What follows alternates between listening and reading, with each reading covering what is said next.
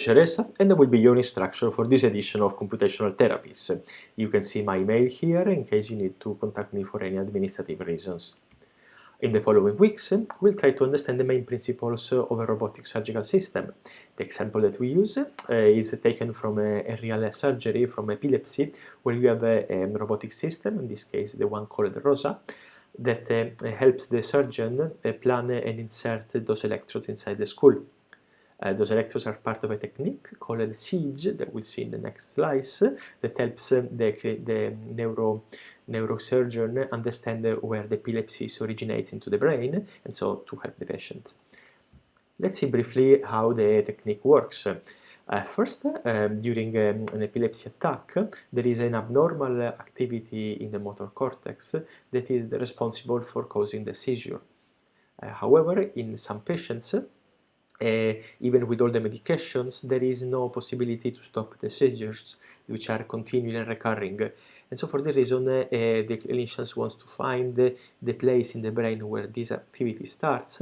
They want to destroy this part of the brain, which is called the epileptic focus, so to avoid any other complication for the patients. Of course, destroying brain tissue is something very serious, so to avoid unnecessary damage to healthy brain tissue, the operation is really planned with a lot of care. You see that this is an example from the ROSA planner. What they do is they want to insert here the electrodes, and they take into account the multimodal imaging. This is MRI, and they also have a CT to do this. And they what they do is they decide where to put electrodes, looking at the anatomy and data from a lot of recordings and clinical tests to ensure that they only do the minimal possible damage. The idea of this surgery is that you put a lot of electrodes, 10 to 12. Once they are installed, they are put into the brain. The patients go home, stays with them for a long period, usually a week, and in all this period, the patient is recorded. If any epilepsy attack, any seizure attack happens, then the electrodes can be used to understand which locations in the brain was the epileptic focus. And so it's just like an inverse problem where you have a condition on the boundary and you want to find the source inside. Once the activity is processed, the epileptic focus is identified and removed. How does it work once you have from the planner to the real operation? Then when you first see that we have a very complete planning of where to put the electrodes. Now we need to bring them into the operative surgeon. In order to do this, first you have to do a registration. What you have to do is you put a marker on the skull of the patient is asleep, and he has some marker inside the he has some screw put into the skull. In top of the skull there will be the frame attached. Then the patient goes to a CT, and this information is bring the day on the surgery back into the operative room. The planning using those markers, which has fixed locations, the planned operation is transferred to the real patients, and then the robot arm knows where he has to go in order to put the electrode. Here is the robot arm. What you will see is that this arm is capable of going in the exact position orientation needed for the surgeon to perform the drill and put the electrodes.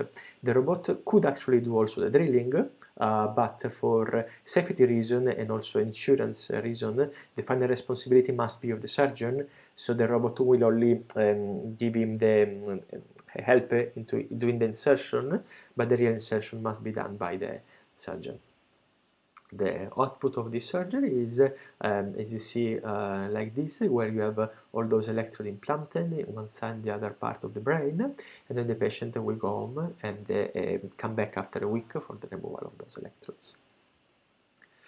Okay, let's see what we will see together into the course. First, we try to recreate a planner that can help us to select the point of insertion, the orientation in a school platform. Usually this part would have been done into the lab, and we have built the real robot together and controlled it physically with all the motors and the Raspberry and the camera for the tracking. However, this year, due to the current health situation, we had to be completely online, and so we made a small change, and the robot now will be simulated. We'll use Unity Robot Simulator as a platform for the physics of the robots. The planning, you control everything from the planner, and then Unity will be your simulation of the real world. The way to pass the message between these two entities will be ROS, Robot Operating System. As we don't meet in person this year, I did a group division for you, random. Please try to meet during this week with all the people of this of your group. Change the name of the group, put something nice, and tell me if you want to do for some reason you want to switch people from one group to the other. It's okay. Just please take care of doing the changes yourself, and be sure that everybody is okay with this.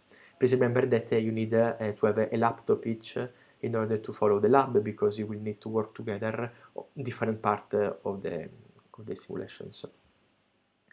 Which will be the schedule in the next days? Well, this week will be introductory. We will start a little with understanding what we have to do. We will meet first face-to-face on Thursday, and then you will have the information to install the required programs and run some test programs on your laptop, so we are sure that everything is working correctly. Next week we will work on understanding reference system and direct kinematics, and you will have to implement it in the robot simulator. Then you will have next week, the first week of March, we'll do the same, but for inverse kinematics. Finally, the last week on March, we will work on connecting the surgical planning to the robotic simulator, and you will run a small experiment to complete the setup. Then it will be the reporting and demonstration period, where we have to submit a 4-page paper per group and show a demo of what you've done so far. The evaluation will be 60% about the paper and 40% for the demo. In the paper, I will evaluate how good it is compared to a conference paper. So the things I will look inside will be, for instance, the introduction. It includes both the clinical context and the state of the art. The material method section, if it explains correctly and completely all the user techniques. If the objective of the experiment is clear, obtainable, and measurable, and if the results allow for a clear decision to the outcome of the experiment. Finally, if the text is accompanied by some photos and graphs, so that it is explicative and nice to read. For the project demo, we will connect together, and you will show me how your system works, and I'll make some questions to understand if all the subsystems interact correctly together, if it's possible to select surgical targets in the planning app, so if the planning part is working well, and if the robot is simulated correctly and can reach the targets in Unity. You have as a material, you will have some asynchronous and some synchronous material. The asynchronous one would be videos like this, where I narrate the PowerPoint slide presentation to you. And then there will be the PowerPoint themselves that I will upload them as a separate file, so you can read them and get the information without having to look at the whole video. Then you can send some message to the forum in case you need to answer something about the content of the transparency of the PowerPoint and the videos.